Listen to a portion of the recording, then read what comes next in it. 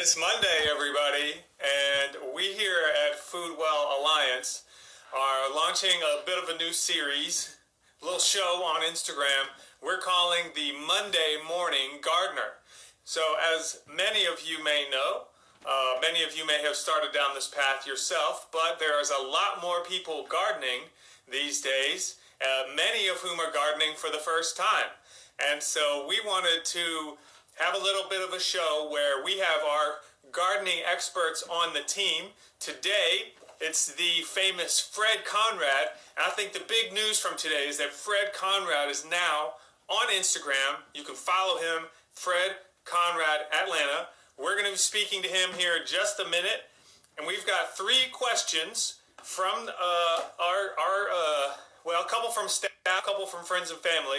But moving forward, we want to get questions from you that you may be having to do with your garden. If you're maybe having an issue with a certain type of plant or a pest, we want to try to provide you with some help and insight. So I'm going to go ahead and bring on my friend Fred, and we are going to talk and help y'all keep growing. So let's see if we can get Fred in here on the stream. There he is. Yep. Hey. Fred, you've been on Instagram for about 3 days, and you're already doing your first live stream. Yeah. That's like you're going from beginner level to expert in just a couple of days. That's pretty crazy. But yeah, 2 days actually. Yesterday I signed up. Well, that's good to hear. So Fred and I were hoping to join you this morning from our garden, but for me, it's extremely windy out, and you wouldn't be able to hear me. And Fred is being drowned out by a leaf blower. So we are indoors today, but be on the lookout for us at a few community gardens, perhaps, or at our home garden moving forward. Fred, since this is the first episode, I'm assuming most people at Foodwell know a bit about you and your history, but I was wondering if you could kind of just tell us a brief overview of kind of what your role here in the community garden world and local food space in general has been. The Foodwell Alliance has a community garden support program, which offers a variety of services to community gardens in the 5-county area that we serve. Mostly we just respond to requests for help. So we have a very robust volunteer program during normal times. We usually do 3 community volunteer work days every week, year-round, and provide a lot of muscle to community gardens. We also do plowing, tilling. We provide seedlings, seeds, other services that we can get them. We regift donations of tools and things, other garden supplies that come in at various times. And mostly our goal is to make sure that community gardens thrive. Yes. And so, as you mentioned, volunteer days are no longer a part of our offering for now, but with some help on seedlings and compost, as well as some extra labor support from our friend Kari Diop, who's definitely been lending some more support for gardens. But also, we've been working on some virtual experiences and learning, such as this one, which again, we're calling this the Monday Morning Gardener series. So after you've been out all weekend in your garden, maybe you've noticed some pests, maybe you've noticed that some leaves are wilting, you're not sure if you're watering enough, ask us your question, and we will get them answered here on the Monday Morning Gardener. So, first things first, Fred. Well, actually, I want to hear about your garden. What is going on in your garden today? Well, the very cool spring has had an interesting side effect of things that like hot weather. The warm season crops that we normally planting this time of year are off to a pretty slow start. So tomatoes are growing, beans are sprouting, cucumbers are coming up, but they're not popping up out of the ground like we would expect for this late in the season. But the forecast right now is we're going to start hitting the 80s every day, starting this week, later, like Wednesday, Thursday, or something like that. And at that point, things ought to just shoot up you would normally expect them to, like, substantial daily growth on plants that thrive in warm weather. The only hiccup there is that some plants are actually more dependent on soil temperatures than they are on air temperature. So some things are going to grow. It's going to take a little minute for the soil to warm up, and then things like pepper plants will start to grow faster. But while the soil is cool, they are going to be moving a little slow. Yeah, I've noticed that in my garden as well. My hot peppers are not really digging this weather right now, but hopefully, to your point, starting later in the week, they will start to thrive. All right, so this is our first official question for the Monday Morning Gardener series. This actually comes from my dad, Andrew Carter, in Alpharetta, Georgia. He's got a lot of blackberries that are about to turn. They're very green. They look like blackberries, but they're just about to ripen. Now, his major concern is the birds. He wanted to know if you had any advice for how to keep birds away from the blackberries so that he can actually enjoy them this year. Well, blackberries are sometimes a big tangly mess. I actually ate my first wild blackberry last week. There were some coming in ripe down at the down in a garden in Ormwood Park.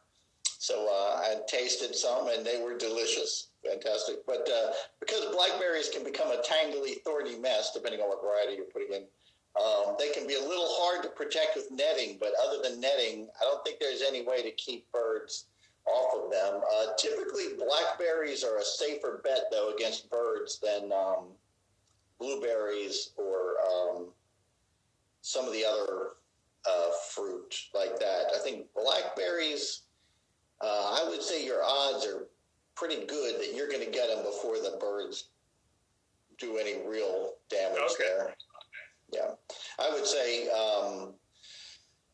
netting is tough on blackberries, but it is doable. So if you buy bird netting, the downside of bird netting is that sometimes animals get trapped inside of it. They do find a way in, and then they get trapped inside. And it's not necessarily fail-proof against squirrels, so you'd still have problems with that. But I would say that if he can get out there and harvest on a kind of regular, consistent basis, he should be able to stay ahead of the wildlife. So he's got to beat the early bird, is what you're saying. Yeah, pretty much. I think just consistent, steady on harvesting should be okay. Do you know what variety he has? I do not. Do you not? Okay. Are they thornless? They are thornless. Yep. Okay. That should make the caging part a little easier. Are they trellised up? They're kind of on a fence, so they're creeping along the fence. Yeah. Okay. That's good in that it gets them up off the ground. It's bad that it gives the squirrels a terrific runway straight into the blackberry patch. So you got pros and cons there. All right. Well, I will pass along your advice, and hopefully he can take advantage. Make sure he gets some good blackberries. All right. This is our second question of the day. Comes from our close friend Tabia, and she wants to know what is eating my basil. Now, obviously, that's a hard question for you to answer without seeing it. So the question that we're going to ask is, what are some common pests that like to eat basil, and what can you do about it? So there's probably 90% probability that what's eating Tabia's basil is going to be snails and slugs. We had a very wet January, February, March, April. We're all above average rainfall. Created a lot of moisture there, the right habitat for snails and slugs. They actually like it before it gets too hot. They're particularly bad this time of year, and they love basil. The thing about snails and slugs is, so you would look at your plant and there would be holes in the leaves. But then when you turn the leaf over or you look at the plant, you don't see anything because they're nocturnal. They come up at night. They do the damage. They disappear during the day. So when you're out looking for what's damaging your basil, you don't see anything. So you're just preemptively. The best way to combat snails and slugs is hygiene, typically. So cleaning, any kind of mulch, wood chips, leaves, any wood, any if it's in a pot, the pot has a saucer, maybe take it out of the saucer, get rid of the saucer for a few little while so they can't hide between, under, on the sides. Basically, if you can get the basil situated so that the slugs and snails have to travel farther to get to it, you can reduce the damage quite a bit. There's some people say like coffee grounds scattered around. They don't like coffee grounds very much, so coffee grounds sprinkled around the base of the plant would help deter them. Copper tape you can buy at a garden center would help discourage them. My experience is that when you have a heavy population, that they overcome those barriers. But the best way to do it is just clean out any hiding place. Give that plant, the basil plants, as much room as you can. Don't mulch them. Going back to our earlier comment about soil temperatures, basil is also going to do better in warm soils. So putting mulch on top, the mulch is going to collect all that solar energy anyway. So pull the mulch off for now. If you got wheat straw, if you got wood chips, if you got pine bark, whatever it is, move it away. Let the soil get warm in the sun and dry in the sun, and that will help with the snails and slugs. All right, great tips there for the basil. Good call on the snails and slugs, because I think Tadia did mention that she had no trace of what it was that was eating them. So I think you may have nailed it on that one. All right, so this is our third question for the day. We do have one bonus question, but this is our third gardening question of the day. So this one comes to us from our friend Kate, which you got a preview of on our staff call this morning.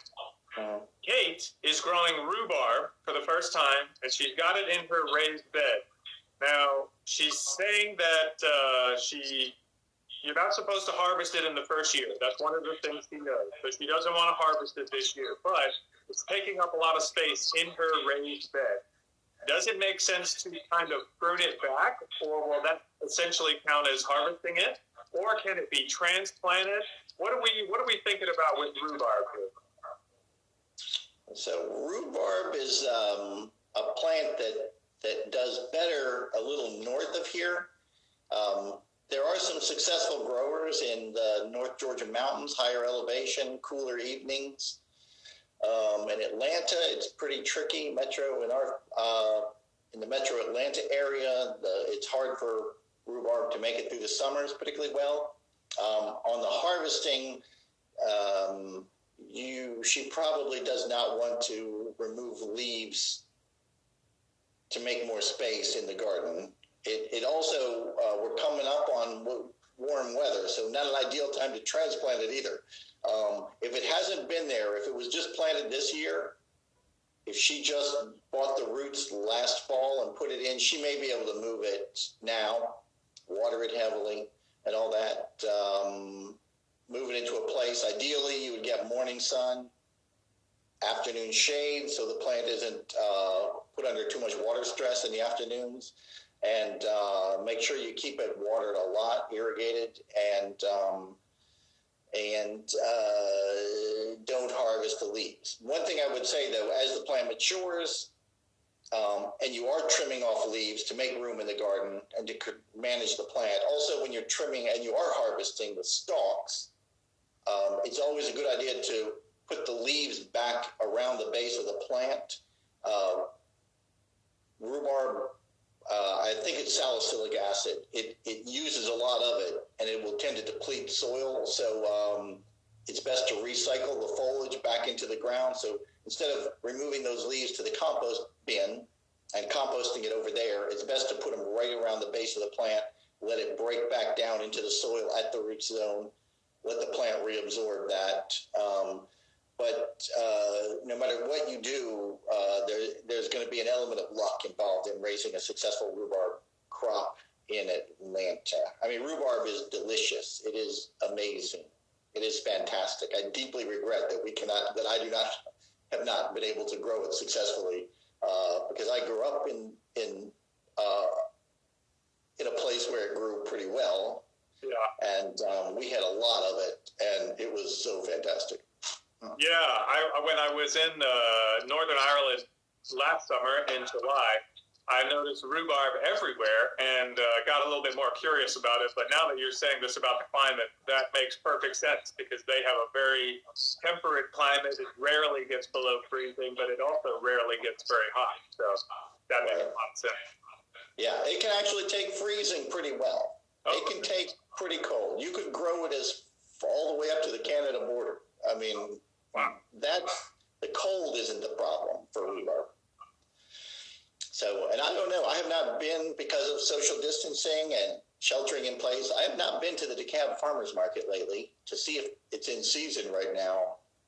I've kind of, like, because I don't grow it personally, I'm kind of out of step, but it should be either just ending, the season should be just ending probably, or we're right in the middle of it. Huh. All right. Well, I know you've got a busy week coming up. About to go do some seedling delivery and for you a little seedling installation at a firehouse. So if you're at a community garden this week, there's a good chance you're going to see somebody from Foodwell Alliance either dropping off some compost and seedlings, or maybe Kari's coming to just turn up your bed. So we got to run, but thank you so much for tuning in. We're going to do this every week with our good friend Fred. We're looking for your gardening questions. So if you have an issue in your garden, something's not working right, you maybe want to try something new, please send us your questions. You can just direct message us. You can also email gardens@foodwellalliance.org. We'll be doing some more posts to remind you guys, so you can also leave comments and email us individually, all kinds of ways. But every Monday morning, we're going to be answering your gardening questions. Want to try to help out as many first-time, second-time, third-time gardeners as we can. So good luck out there, and we will catch you next week. Fred, any last words of wisdom for the gardeners out there? Sure. If at first you don't succeed, keep planting. Keep on planting. All right. Thanks, Fred. Appreciate your time, and we will see you later. Okay. Bye-bye. Bye.